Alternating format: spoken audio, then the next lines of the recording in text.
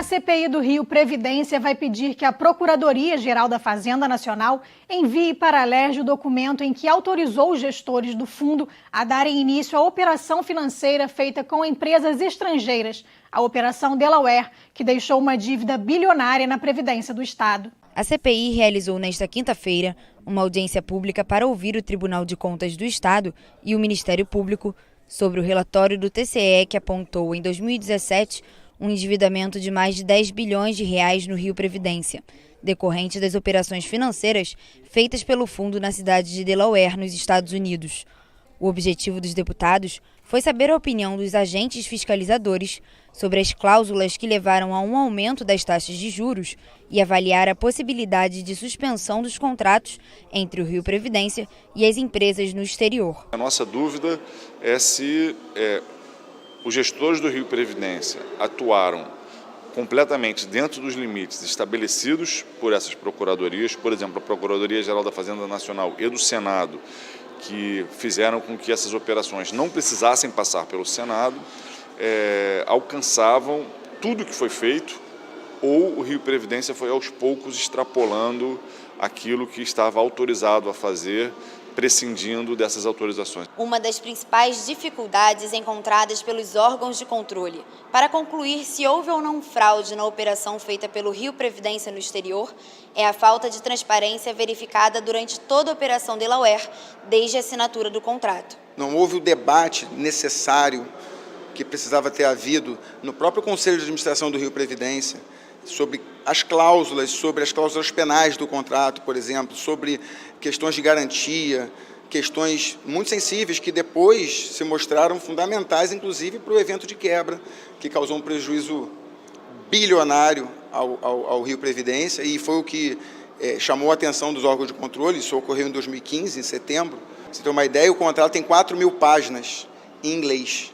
Então, assim, e um contrato assinado sobre outras leis, assim, é a legislação americana que rege o contrato. Para o promotor do Estado, Vinícius Cavalheiro, o fato das transações terem sido realizadas em um Estado americano com um regime fiscal muito diferente do brasileiro prejudica muito o acesso às informações. Segundo o promotor, a solução seria acionar mecanismos de cooperação internacionais, mas para isso seria necessário comprovar a existência de fraudes na operação. Como isso não se conclui, não conseguimos acionar os mecanismos de colaboração internacional, a gente fica muito dependendo da vontade do gestor no momento em acenar, em ir lá, renegociar e trazer essas informações para cá. Nós já tentamos essas informações pela via judicial, isso já nos foi negado em 2018, ingressamos com recurso, esse recurso ainda não terminou, ainda não foi definitivamente julgado. Enfim, nós não temos hoje instrumentos legais, seja no âmbito de colaboração, parte administrativa, seja no âmbito judicial, com a ação, com a medida cautelar que já foi proposta para concluir essa análise. Programa de prevenção, capacitação e enfrentamento ao racismo institucional pode ser criado no âmbito da administração pública do Estado. É o que prevê o projeto de lei das deputadas Dani Monteiro, Renata Souza e Mônica Francisco, aprovado pela Comissão de Constituição e Justiça da Alerj. Além do combate ao racismo, outra proposta das parlamentares considerada constitucional durante a reunião foi a criação de um programa estadual de efetivação das medidas socioeducativas em meio aberto. A gente precisa falar de racismo, eu acho que a casa avança no combate ao racismo aqui dentro e é vanguarda nesse sentido, porque é a primeira casa legislativa que faz um programa como esse. O Estado precisa prover a ressocialização desses jovens, então esse programa visa reinserir esses jovens, dando condição à capacitação profissional, a uma colocação no mercado de trabalho que é fundamental. Já o deputado Márcio Pacheco quer incluir a microcefalia no conceito de pessoas com deficiência. Segundo o parlamentar, a inclusão, além de garantir direito, permite às famílias o acesso a políticas públicas. A microcefalia é de fato uma deficiência grave, mas ela não é outra coisa senão uma deficiência física severa e que, uma vez acolhida por essa política pública, pode dar à família benefícios específicos, como, por exemplo, gratuidade nos meios de transporte, para que ela possa dar tratamento continuado e mais garantias de direitos para as pessoas com deficiência. O que hoje pode ser grave, com o avanço da política pública, a gente pode minorar bastante os efeitos e, quem sabe, sanar muitos problemas. Outro projeto que recebeu parecer pela constitucionalidade foi o do deputado Jorge Felipe Neto, que regulamenta a abordagem e o acolhimento de crianças e adolescentes em situação de risco. A gente regulamenta que justamente essa abordagem tem que acontecer, os cuidados devem ser tomados, a busca ativa da família deve acontecer e ela não pode ser simplesmente abordada e depois liberada. O cuidado se impõe, porque o direito de ir e vir não pode se sobrepor à própria vida dessa criança, que está numa cracolândia, que está abandonada nas ruas, e que o Estado tem que cuidar, já que a família não cuida. Esse é o nosso dever. Colocar em igualdade os benefícios das companhias de habitação municipais com a SEAB estadual é o objetivo do projeto de lei dos deputados Maxi Lemos, Gustavo Tutuca e Marcelo Cabeleireiro. A proposta, aprovada pela CCJ, visa isentar de despesas cartorárias os empreendimentos feitos pelas companhias municipais. É o caso de empreendimentos em Nova Iguaçu, da antiga Coab, Volta Redonda, que pertence à Prefeitura de Volta Redonda. São mais de 1.000 unidades. Ocorre isso em Queimados, na Vila Camorim. São 940 unidades habitacionais que não conseguem ter documento.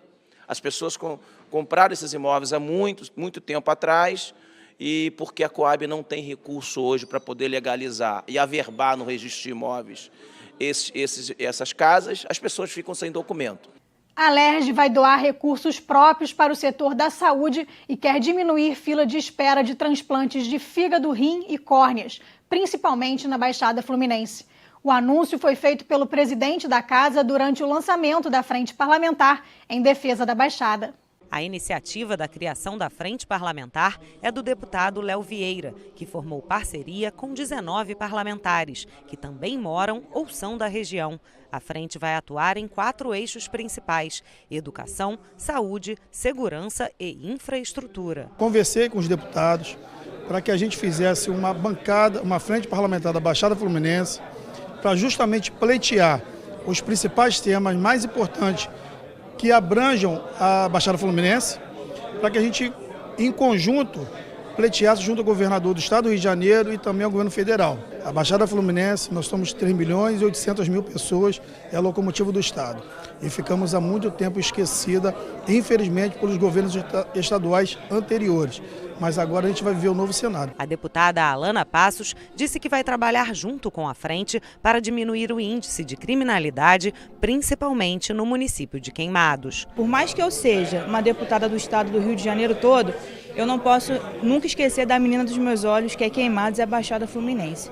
Lá padecemos muito pela falta de qualidade de saúde, na educação e a insegurança, que está sendo a principal reclamação do público conosco. Queimados, infelizmente, é a cidade que está num ranking em primeiro lugar em homicídios, em violência, e isso não pode acontecer. O prefeito de São João de Meriti está confiante. Segundo ele, os 13 municípios da Baixada Fluminense nunca foram tão bem representados no parlamento. Nós temos muitos problemas, saúde, na educação, na infraestrutura, na segurança, e infelizmente por muito tempo a Baixada Fluminense ela foi sempre marginalizada. Os nossos polícias só procuram a Baixada na época de eleição. Nós temos aí pouco mais de 3 milhões de votos, então há uma migração muito grande de políticos de outras regiões que vão caçar voto na nossa região. E vão embora e acabou. E a gente sempre ficou marginalizado. Com essa frente, eu tenho certeza absoluta que a Baixada vai ser valorizada e grande parte dos nossos problemas serão resolvidos com essa frente parlamentar. A primeira audiência teve como tema principal a saúde, enquanto o Rio de Janeiro tem mais de 6 milhões de habitantes e possui 17 hospitais de grande porte para atender a população. A Baixada Fluminense, com quase 4 milhões de habitantes, tem apenas 3 hospitais de grande porte. O secretário estadual de Saúde falou sobre a iniciativa da Alerj de doar recursos próprios para a saúde e disse que o governo quer construir um hospital na rodovia Presidente Dutra, próximo ao município de Queimados. A gente discutiu as cirurgias de catarata, as filas de trauma para os pacientes idosos e os transplantes, transplante renal, transplante hepático, transplante de córnea, e também transplante de coração, mas não é só isso, né? É pouco para uma população tão grande da Baixada, uma população aproximadamente 3.600.000 pessoas. Então a gente está em negociação com o Ministério da Saúde e também aportando recursos do Tesouro do Estado do Rio de Janeiro para a construção de um novo hospital no eixo da Dutra, provavelmente ali em torno do município de Mesquita. O presidente da casa, deputado André Ceciliano, disse que a frente vai trazer avanços significativos para a Baixada Fluminense. Nós vamos ter alguns avanços agora na área da saúde, da segurança, justamente por conta dessa organização, dessa frente. Não tenho dúvida, nós vamos estar lutando não só pelo Estado, mas em especial pela Baixada, que é onde muitos moradores se deslocam diariamente para a capital, para trabalhar, né? Ficando muitas das vezes 2, 3 horas para chegar no trabalho, para voltar mais 2 horas, então quase não fica com a família. Então, melhorar também a questão da mobilidade, mas fundamental agora, saúde, infraestrutura com água e saneamento, esgoto e segurança pública, que vamos anunciar algumas parcerias hoje no plenário. A minha presença hoje aqui é para reforçar a importância que o Executivo, que esse governo Wilson Witzel tem dado essa parceria com a Assembleia Legislativa, que, como você falou, tem sido muito parceira na questão da devolução dos recursos, que conseguiu economizar a duras penas para ajudar na questão de mobilidade, saúde, educação, segurança pública. Realmente, até o fim do ano, a Assembleia Legislativa, se não o único, mas deve ser o poder que mais vai investir diretamente no povo através de economias próprias. A CPI, que investiga as irregularidades na medição do consumo de água pelos hidrômetros de concessionárias do Estado, vai realizar uma audiência pública com órgãos de defesa do consumidor para analisar as reclamações dos usuários.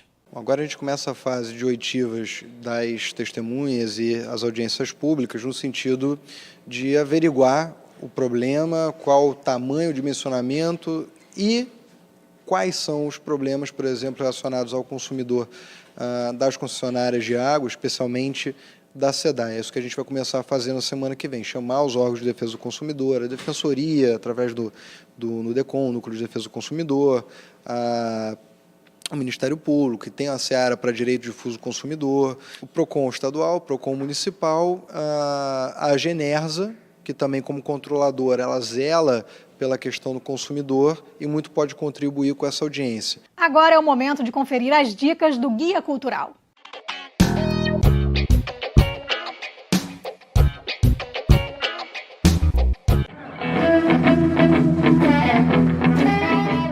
O Free Jazz Blues vai movimentar a região serrana neste fim de semana em Nova Friburgo. São 3 dias de muito jazz e blues em 5 palcos ao ar livre. Isso tudo no clima agradável da Serra e com boa gastronomia. No sábado, Lumiar recebe a banda Blues Etílicos e São Pedro da Serra recebe Rosa Maria Collin. No domingo, Lumiar tem Newton Couto e Blues Meatmakers e São Pedro da Serra tem Papaya Jazz e Flávio Richards. Confira a programação completa no site freejazz.com.br.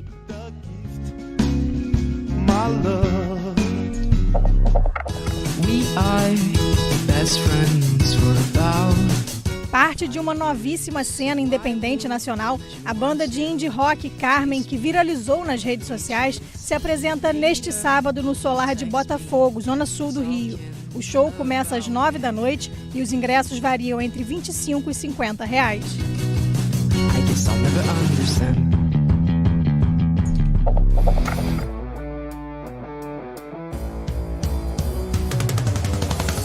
A Zona Oeste da capital recebe a 5ª edição do Downtown Beer Festival neste fim de semana na Barra da Tijuca.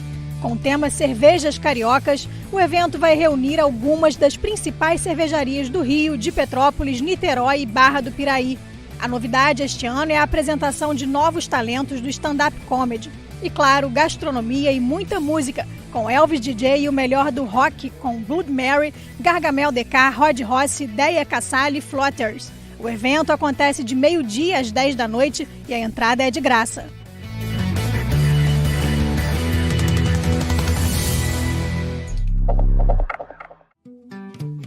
Mar azul, céu azul. Velas e Flor fazem show neste sábado no Galpão Ladeira das Artes, no Cosme Velho, zona sul do Rio. O duo quer se consolidar no cenário musical com uma série de vídeos que serão gravados nesta apresentação de lançamento do álbum Transe. Os ingressos variam entre R$ 25 e R$ 40 e a classificação é livre.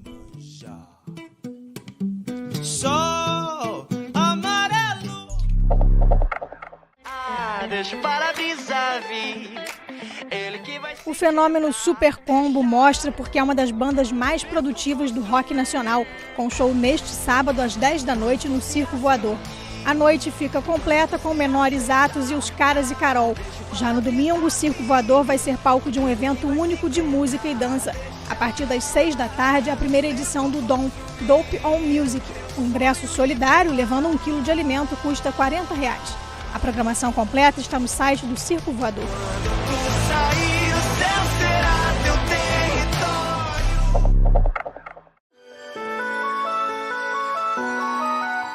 No sul do estado tem teatro infantil de graça no Parque das Águas, em Resende, e no Calçadão do Samba, em Barra Mansa. O espetáculo A Pequena Sereia será encenado no sábado às 6 da tarde, em Resende, e no domingo às 11 da manhã, em Barra Mansa. Inspirada nos musicais da Broadway, a peça já rodou todo o Brasil e recebeu 5 prêmios. Faz parte do programa ArcelorMittal Cultural, Arte que Transforma.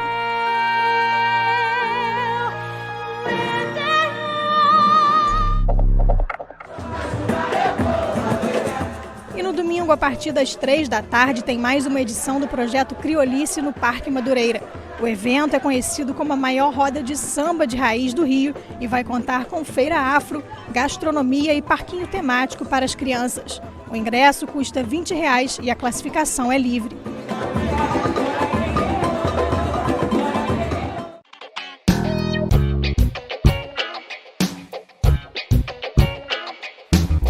O Alerj Revista fica por aqui. Você pode acompanhar a programação também em nosso site e pelas redes sociais. TV Alerj, o canal do povo.